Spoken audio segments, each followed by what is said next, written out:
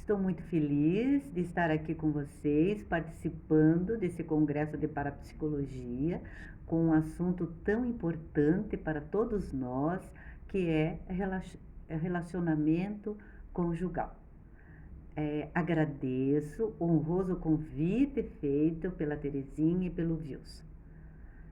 Envio um abraço bem carinhoso a cada um de vocês e também em especial para minhas queridas amigas parapsicólogas aí de Volta Redonda. Para quem não me conhece, meu nome é Ana Maria Fagundes Arana, sou parapsicóloga, hipnóloga e exerci a odontopediatria há mais de 33 anos. O ser humano nasceu para amar e ser amado, né? Além da reprodução, da organização social, o que condiciona ao casamento é esta necessidade inata de amar e ser amado, de transcendência, de ser feliz. E nos questionamos: há possibilidades de viver um relacionamento verdadeiro, intenso e duradouro? Mas por que há tantas separações, tantas pessoas infelizes no relacionamento? Às vezes casa 5, 6 vezes. O que acontece? Será que acaba o amor, a paixão, o encanto ou o desencontro é consigo mesmo? Thomas Verne, que é um psiquiatra infantil canadense, uma referência, uma autoridade na vida natal, pré-natal, perinatal, ele diz que, no seu livro Bebês do Amanhã, que o ideal seria as pessoas, antes de casarem, resolverem as tendências maiores, quer dizer, o casal, cada um resolver as dificuldades maiores, senão seria um bando de neuróticos tendo um bando de neurotiquinhos, né? Quando você lê isso, você acha até um pouco agressivo, mas tem um fundamento, né? Então, o que seria o que precisaria? Um autoconhecimento, uma autocompreensão, né? Conhecer a sua história de vida, que a nossa história de vida não ficou para ser esquecida, lamentada, ela ficou para ser compreendida, né? E nós, na parapsicologia, podemos ajudar nossos clientes nessa autocompreensão, né? Autoconhecimento e também procurar conhecer a pessoa com a qual a gente vai se relacionar, né? Que a pessoa vai casar. Também tem um trabalho de Harvard, que acho que foi um dos trabalhos, provavelmente, né, foi um dos trabalhos mais longos que se já fez até em Harvard, que eles acompanharam jovens da Universidade de Harvard até 75 anos. 724 jovens e acompanharam 724 jovens de um bairro pobre de Boston. E a conclusão que chegou-se, que não é o trabalhar demais, o ganhar demais, a fama que deixa a pessoa feliz. O que deixa a pessoa feliz são os relacionamentos, em especial quando o casal, quando é de casal, né, a cumplicidade, companheirismo que um pode contar com o outro. E também as pessoas que têm amigos verdadeiros e que podem contar com eles também. Esse é o resultado desse trabalho, saiu em 2015. Em 2015, eu já tinha escrito o meu livro Laços Invisíveis no Relacionamento, mas eu fiz um resuminho e coloquei no meu terceiro livro, Pilares da Harmonia da Criança e do Adolescente, esse trabalho. Então, Quando eu resolvi escrever o meu livro Laços Invisíveis no relacionamento, eu estava atraindo para atender muitas pessoas, algumas mulheres, alguns homens, que diziam, chegavam no consultório e diziam, mais ou menos era unânime, quero me separar. O que eu falava para eles? Vamos fazer o seguinte, primeiro você vai se harmonizar, você pode até se ver diferente, você pode até ver o teu companheiro ou a tua companheira diferente e depois você toma a decisão. A maioria acabaram não se separando. Quando chegava lá na terceira ou quarta consulta, no terceiro ou quarto encontro, né, eles já tinham esquecido e queriam se separar. O que eu trabalhei com eles, né? Só que a gente precisa também falar que às vezes quando tem agressividade, né, a pessoa sofre agressividade no relacionamento, às vezes até física ou psicológica, claro que tem que se separar, né? Mas esses casos foram casos assim bem interessantes e que acabaram não se separando. Então eu vou compartilhar com vocês a minha vivência clínica, né? Para conseguir esses objetivos e foi que daí nasceu a ideia de escrever o livro. Então, um ponto importante, eu acho, nos nossos atendimentos é o acolhimento. Eu tinha um professor de hipnose, o Dr. Miron Salim, que disse uma vez o seguinte, e eu guardei aquilo e tento viver isso. Toda vez que um cliente entra no teu consultório, você tem que acolhê-lo, amá-lo e não julgá-lo. Porque ele vem abrir o coração para você, né? E procurar não absorver, né? Vamos dizer, as cargas negativas de toda aquela história de vida da pessoa. Pensar o seguinte, que você vai tratá-lo com amor, vai fazer tudo o que você pode para ajudá-lo, mas a dificuldade é dele. Então, esse é um item importante. Agora eu vou convidar vocês a fazer um exercício que eu fazia com cada um deles e faço com meus clientes, né? Então, sente-se numa posição bem confortável, se permita fechar os olhos. Isso. E agora você vai visualizar na tua frente um espelho. E nesse espelho você vai ver a tua imagem. Qual é a imagem sua que você vê nesse espelho?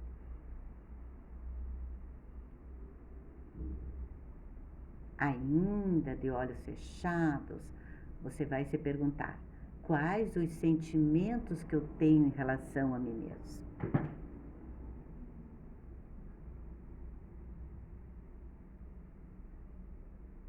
Me gosto, me admiro, me acho inteligente, capaz.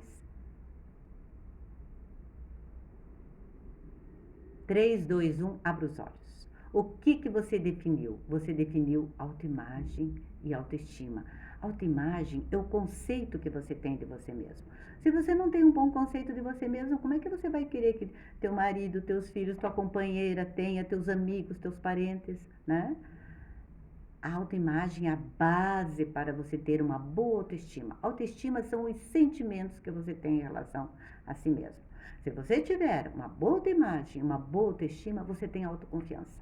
Autoconfiança é como se fosse um poder dentro de você e você atrai situações positivas para a sua vida.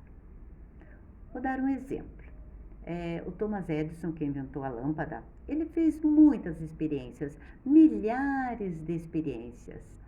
E na penúltima experiência, queimou todo o laboratório. Ele olhou para o lado e disse assim: ainda bem que eu tenho amigos para recomeçar. E foi na próxima experiência que ele inventou a lâmpada. Isso é autoconfiança, né? É o estado emocional com que você coloca. E a pessoa que tem autoconfiança, ela é mais... ela consegue resolver as dificuldades com mais tranquilidade, com mais serenidade. Ela enfrenta os desafios com mais tranquilidade, né? Então, o que eu trabalhei com meus clientes, né? Seria essa harmonização consigo mesmo, né? Ter uma boa autoconfiança. E vocês vejam interessante é que quando você trabalha com a pessoa para ela se sentir harmonizada com ela mesma, de bem com ela mesma, autoconfiante, né? Nós estamos em sintonia com a lei da harmonia, que são as leis cósmicas básicas que nós aprendemos no sistema Grisa, que é muito ricas, né? Então, a lei da harmonia, da evolução e da vibração. Essas três leis que eu trabalho com meus clientes, né? Então, em especial, esses que estavam com essa dificuldade. Então, quando a pessoa começa a se autoconhecer, se autocompreender, se gostar, se amar de coração, ela está em sintonia com a lei da harmonia, né? Está harmonizada consigo mesma. E quando ela está harmonizada consigo mesma, é mais fácil ela se harmonizar com as pessoas à sua volta. É mais fácil ela perceber a beleza da natureza, a beleza de um pôr do sol, o sorriso de uma criança, né? E automaticamente ela está em harmonia com o Criador que criou esse universo maravilhoso. Então, a primeira coisa seria sintonia com a lei da harmonia. Depois, sintonia com a lei da evolução, né? Despertar nossos clientes para a importância de ter objetivos de vida a curto, médio e longo prazo. Às vezes uma área da vida da pessoa não está indo bem, o casamento não está indo bem. Vamos focar um pouquinho na área profissional e ver o que eu tenho de objetivos para minha área profissional. E isso vai deixando a pessoa mais realizada, mais contente, né? Como diz o Machado de Assis, o que nos traz felicidade é o estudo e o trabalho, é a realização, né? Então, estar em sintonia com a lei da evolução, tendo objetivos de vida a curto, médio e longo prazo, né? Como nós aprendemos que a gente pode se aposentar do trabalho, mas nunca da vida.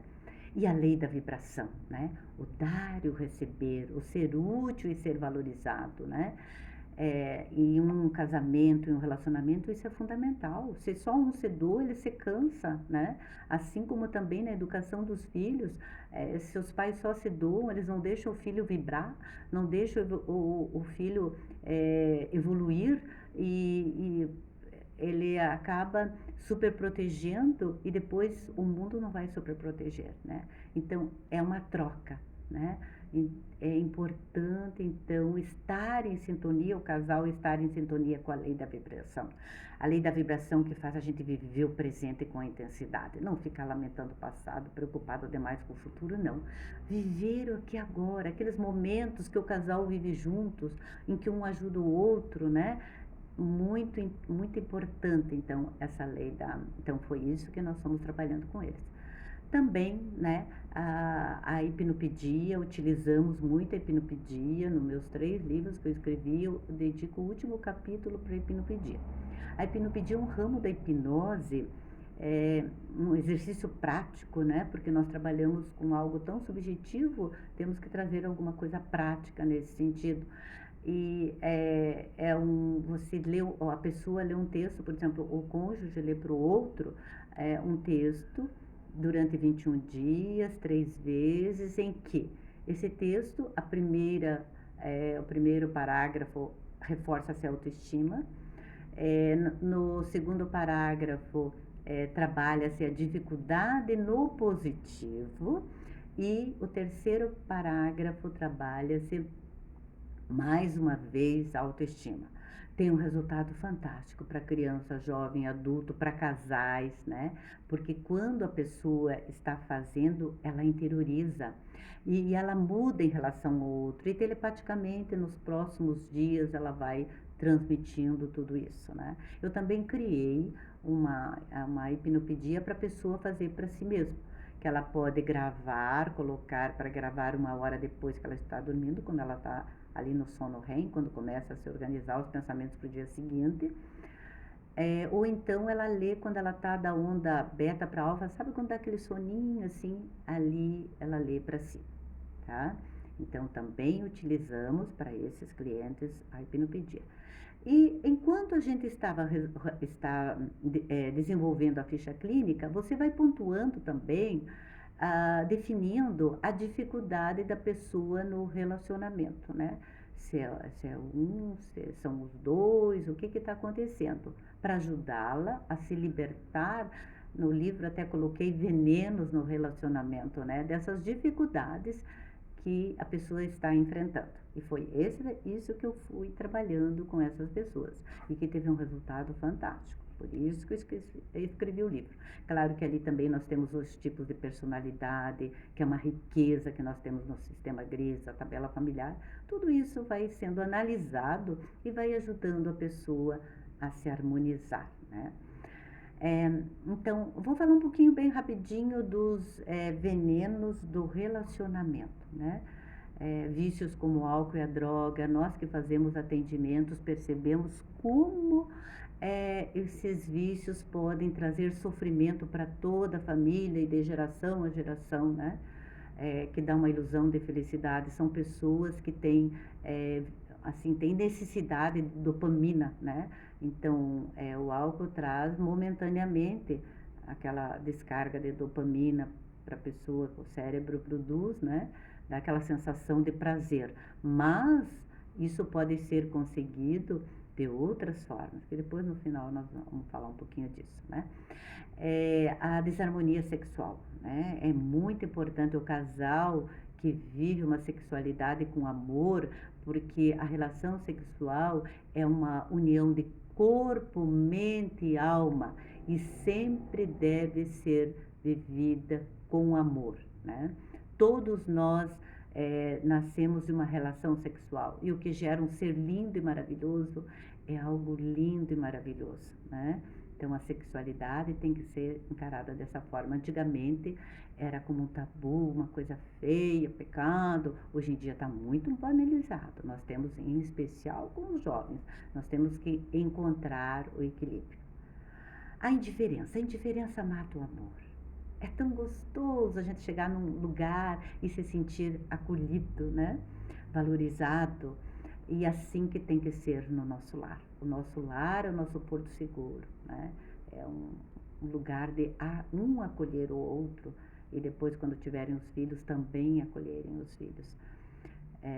A imaturidade. A imaturidade também é outro veneno no relacionamento. A pessoa casa, às vezes, querendo que o outro a faça feliz, né? E a felicidade está no interior de cada um de nós, né? A dificuldade financeira básica.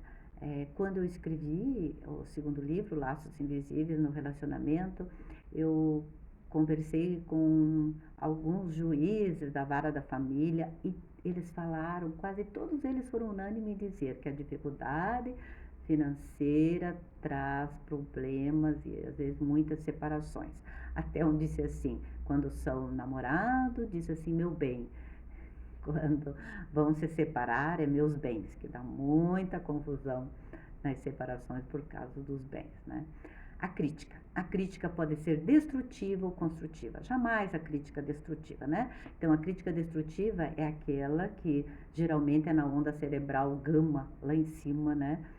Aos gritos, quando a pessoa que está recebendo a crítica já fica na defensiva e não vai ter um resultado positivo. A crítica sempre tem que ser construtiva, né? E ser a quatro paredes, jamais em público. Em público a gente nunca critica marido, mulher, companheira, filhos, né? A gente tem que só elogiar, né? A crítica construtiva nas quatro paredes e na onda cerebral de beta para gama, né? O mau humor. As pessoas mal-humoradas, elas gostariam de casar com uma cópia de si mesmo, né? Que sem graça, nós seríamos todos robozinhos, né? E também a pessoa, às vezes, que tem mau humor, pode acontecer N situações positivas, mas ela sempre acha uma coisinha para falar do negativo, né? Então, é algo que a gente tem que reprogramar. E hoje em dia a neurociência diz que o nosso cérebro é mais elástico, né? As nossas comunicações neurais são mais elásticas do que pensávamos. Então, tudo pode ser reprogramado. A competição. O mundo já é tão competitivo, agora competir em casa, né? Às vezes, agora com a emancipação da mulher, tem que tomar um cuidadozinho assim também nesse sentido, né? Para não haver essa competição. O nosso lar tem que ser o nosso porto seguro, em que haja mais amor, mais compreensão, né? A falta de verdadeiro diálogo, isso é fundamental. Quando eu atendi esses clientes, antes de escrever o meu livro, eu escutava muito, mais até de mulheres, que eles não tinham diálogo, o diálogo era um monólogo. Muitas vezes o homem era o provedor, em que havia uma diferença social, e às vezes assim, entre o casal, né? É, então, o marido sobrepõe-se à mulher, assim também com a emancipação da mulher, às vezes quando a mulher é a provedora, dá um pouquinho de atrito aí, tem que ser muito conversado. Então, o diálogo é fundamental e nunca pode ser um monólogo, né? Em que um ouve, o outro escuta, e o casal que dialoga depois vai dialogar com os filhos e vai evitar que eles usem droga, álcool, né? Que traz, assim, algo muito negativo para toda a família. O ciúme é normal, né? O ciúme é normal, não é saudável. Um ciúmezinho, um medinho, é uma forma de proteção do relacionamento, né? Então, resumindo, né? Há possibilidades de viver um relacionamento verdadeiro, intenso, duradouro, desde que tenha amor a si mesmo, a pessoa tenha amor a si mesmo e pelo outro também, né? Eu gosto muito de uma frase de Jesus, né? Bíblica, em que ele diz assim: ame o próximo como a si mesmo. Então, eu tenho que primeiro me amar, me gostar e depois amar o outro da mesma forma, né? Então, é importante no relacionamento haver companheirismo, cumplicidade, né? No dia a dia, às vezes você não está nem animado para fazer algum programa que o outro quer fazer, mas vai, daí quando você vai, você vê que, poxa vida, valeu a pena. Então, essa abertura, né? Essa flexibilidade. Até tem uma metáfora, que eu não vou contar para vocês aqui, mas tem no meu livro, né? De um óculos de 2 lentes. Leiam lá que vocês vão ver que é muito importante trazer essa metáfora, né, para o relacionamento. Sexo é sempre com amor, né, e o respeito pela pessoa do outro e o respeito pelo relacionamento, que seria com a fidelidade. A espiritualidade. Há estudos fantásticos, importantes, que nós somos um ser espiritual. Nós temos dentro de nós uma essência divina e que nós temos que acionar, independente da nossa crença, né? De acordo com a nossa crença, acionar esse divino que existe dentro de nós, né? E isso vai nos ajudar e ajudar também na convivência com o nosso companheiro, com nossos filhos, né? A escala de valores ser mais ou menos semelhante, né? O nível social e cultural. E muito importante também desenvolver as virtudes da paciência, da generosidade e da gratidão. A paciência e a generosidade, elas andam juntas, né? Um exemplo assim, por exemplo, às vezes a pessoa está passando por uma fase difícil, ela anda meio irritada, fica paciente, não chamar atenção ali naquele momento que ele está na onda cerebral, gama, né? E tendo essa paciência é muito importante. O saber conviver, né? Às vezes a gente calar é uma forma de sabedoria, né? Naquele momento que a pessoa está fora da casinha, está estressada, deixar ela. Diz que quando você põe para fora é 30% da cura. Deixar ela se curar um pouco. E a gratidão, agradecer as pequenas coisas. Às vezes a pessoa não é de muito abraço, mas ela tem atitudes. Você gosta de um alimento, uma mãozinha papai, ela chega com aquele mais bem escolhido que é para você. Então, essas pequenas coisas do dia a dia, né? Um passeio, né? Então, as sugestões. Você não precisa mudar de companheiro. Você tem que sair da rotina, né? Fazer viagem, jantares, dançar. Eu sei que hoje vai ter uma dança, que aqui no congresso, no simpósio, vai ter uma dança. Que pena que eu não estou aí, porque eu e meu marido adoramos dançar. Eu acho que faz um bem a música, eleva o espírito, né? Fazer caminhada. uma hora de caminhada, fazer juntos, vai conversando, coisas amenas, né? Então, uma hora de caminhada, na primeira meia hora, faz bem para o teu cardiovascular. Na segunda meia hora, você libera serotonina, dopamina, que dá uma sensação de bem-estar, né? É, e a comunicação também, a comunicação telepática positiva, não ficar pontuando os defeitos do outro, até os nossos defeitos também. Às vezes a gente tem uma tendência de ficar pontuando o negativo, né? A gente recebeu muitos nãos quando era criança, então às vezes sem querer você acaba pontuando teus defeitos e os defeitos do outro também. Então, cuidado nesse sentido. Sempre que lembrar do outro, lembrar das qualidades, das coisas boas que ele te faz, que você faz para ele, né? Então, alimentar isso, né? E sintetizando, ame a vida, agradeça sempre o dom da vida por estar vendo, andando. Às vezes a gente fica olhando o que a gente não tem, esquece de ver o que a gente tem, né? Eu indico filmes, eu indico Entrando numa Fria, o 2, em que é um casal bem zen e um casal bem formal, para encontrar o equilíbrio, né?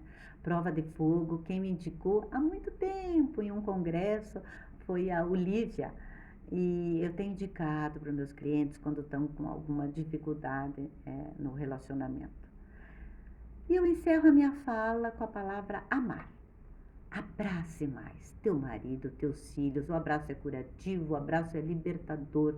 Teus amigos, tua esposa, né? Teu esposo. Medite mais. Hoje em dia, muita tela. Nós estamos com problemas com crianças, com jovens, porque eles jogam esses jogos muito rápido, então eles estão com dificuldade de concentração, de memorização e muito agitados, com dificuldade de enfrentar os desafios, né? Com dificuldade de até não enfrentar os desafios, e com isso as frustrações, eles têm dificuldade de enfrentar as frustrações, né? Se frustram com muita facilidade, porque é tudo muito rápido, né? Então, nós casais também, quer dizer, às vezes fica mais no celular do que na companhia agradável do outro. Então, medite mais. Eu até estou preconizando no meu consultório com meus clientes, as crianças. Eu tenho criança lá que já está meditando 10 minutos todos os dias e leva o papai e a mamãe para meditar com eles, né?